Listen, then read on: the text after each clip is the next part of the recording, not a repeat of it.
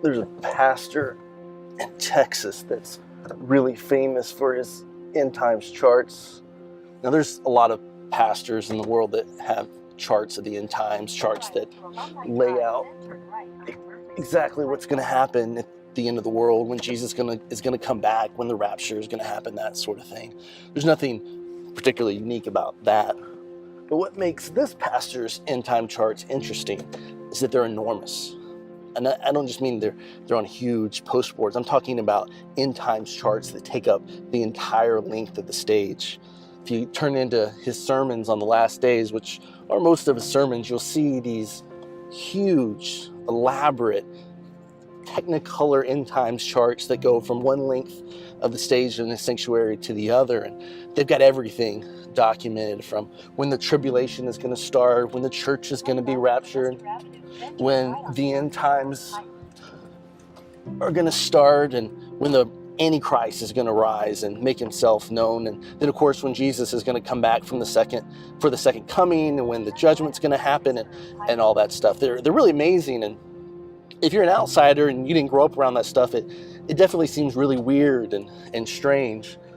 But if you're me, or at least the high school version of me, they're a work of art. I mean, he's not a crazy end times prophet. To high school me, he's the Michelangelo of the apocalypse. I love those things. I of course had my own end times charts, my own predictions for when the church was going to be raptured, and when the Antichrist was going to rise, and what was going to happen during the tribulation and when. But this guy was next level stuff. He was a hero. Well, when I got to college, I went to a Christian university, and I was a religion major, and I went in with my end times charts and thinking that I would take these to my New Testament professors who knew Revelation even better than I did, and that they would validate everything that I ever knew or believed or thought or charted on my end times prophecies. Well, the first time that I met with my New Testament theology professor, I sat down, and before he even could say hello, I was already laying into my end times ideas, my charts and my predictions, even though he, of course, didn't ask for them.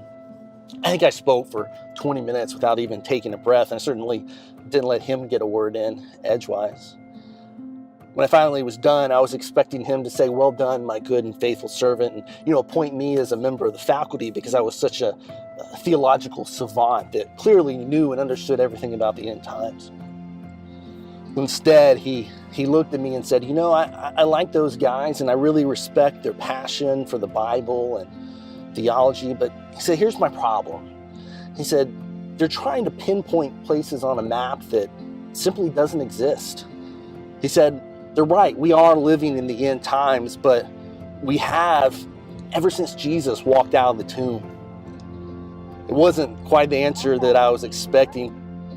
It definitely rocked my world and my understanding of not just the end times, but of Christianity itself and what it meant to be a Christian.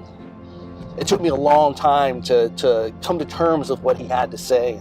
It's a journey that I chronicle in my book on rapture, and how I came to accept the fact that he was right, that we are living in the end days, but I was just wrong about what that meant.